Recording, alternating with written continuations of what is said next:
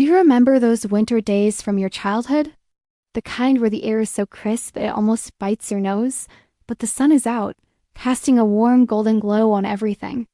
It makes the frost on the windows sparkle like a million tiny diamonds. I remember one of those days so clearly. It was the kind of cold that made you want to stay bundled up inside, but the sunshine was just too inviting to ignore.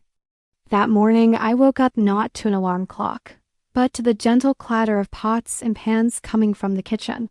It was a familiar and comforting sound, a symphony that meant only one thing. Grandma was here.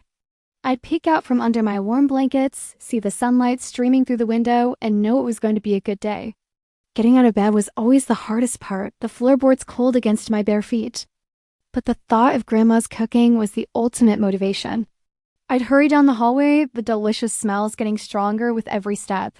The aroma of simmering broth, fragrant spices, and something sweet baking in the oven would fill the entire house. It was a scent that I can still recall perfectly, a perfume of love and home. There she'd be, standing by the stove, a floral apron tied around her waist, her hair pulled back neatly. She'd turn around with a smile that could melt the winter frost all by itself.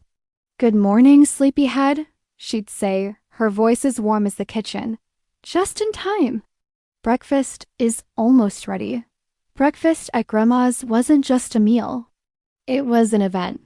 On a cold day like that, it was often a big bowl of hot, creamy oatmeal, swirled with brown sugar and topped with a pat of melting butter.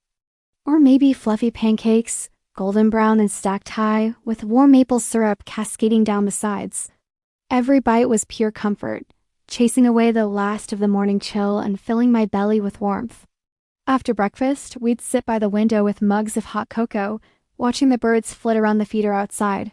The sun would be higher in the sky now, its warmth seeping through the glass. Grandma would tell me stories about her own childhood, about my parents when they were little, or funny anecdotes about the neighbors. Her stories were like a cozy blanket for the soul, weaving a tapestry of family history that made me feel connected to something bigger than myself. Sometimes, if the sun was strong enough to melt the ice on the paths, we'd bundle up in our thickest coats, hats, and scarves and go for a walk.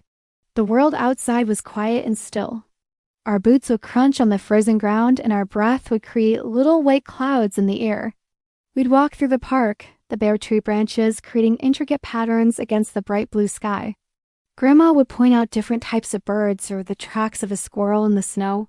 These were simple moments, but they were filled with a quiet magic. Returning home, cheeks rosy from the cold, we'd be greeted again by the wonderful smells of cooking. The main event, dinner, was already in the works. The afternoon would be spent helping Grandma in the kitchen. My job was usually something simple, like stirring a pot, washing vegetables, or setting the table. But I felt like the most important sous chef in the world. I'd watch her, mesmerized, as she moved around the kitchen with an effortless grace that came from decades of practice. She never used measuring cups or spoons, relying instead on her instinct and experience. A pinch of this, a dash of that. She'd let me taste the sauce from a wooden spoon, asking, "Does it need anything?" And I'd feel so proud to offer my very serious opinion. The centerpiece of a winter meal at Grandma's was often a hearty stew or a slow-cooked roast, the kind of food that sticks to your ribs and warms you from the inside out. Imagine a rich beef stew with tender chunks of meat that fall apart at the touch of a fork, swimming in a thick, savory gravy with carrots, potatoes, and onions that have soaked up all the flavor. And always served with a side of her famous homemade bread, still warm from the oven, perfect for sopping up every last drop of that delicious gravy. The whole family would gather around the dinner table as evening fell.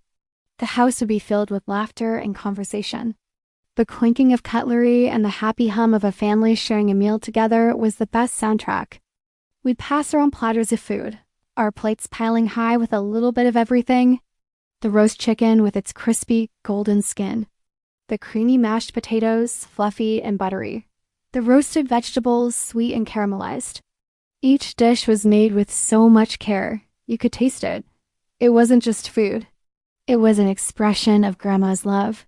She'd watch everyone eat, a look of pure contentment on her face. Seeing her family happy and well-fed was her greatest joy. And we were happy, more than happy. We were content, safe, and surrounded by love. After dinner, we'd clear the table together, but the evening wasn't over. It was time for dessert.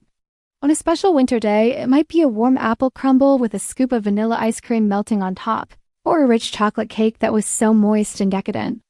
The sweetness was the perfect end to a perfect meal. As the night drew to a close, I'd be full, sleepy, and overwhelmingly happy. I'd give Grandma a big hug, burying my face in her familiar, comforting apron that smelled of spices and love.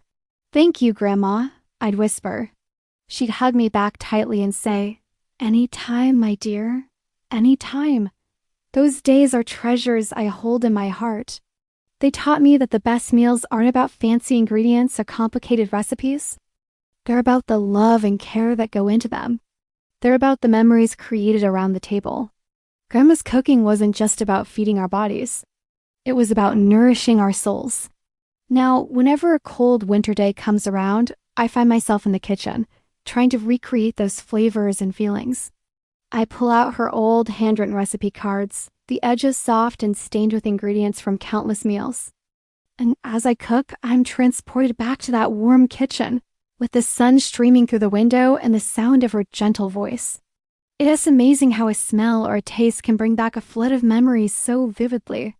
It's a powerful connection to our past and to the people we love. So today, I encourage you to think about a food that brings you comfort, a meal that holds a special memory for you. Maybe even try to cook it. Or, better yet, call up a loved one and share a meal with them. Create some new memories. Because in the end, it's those moments of warmth, connection, and shared love that truly matter. Thank you so much for joining me on this little trip down memory lane. I hope it brought a little warmth to your day. If you enjoyed this, please consider liking this video and subscribing to the channel for more stories. I'd love to hear about your own comfort food memories in the comments below. Take care and stay warm.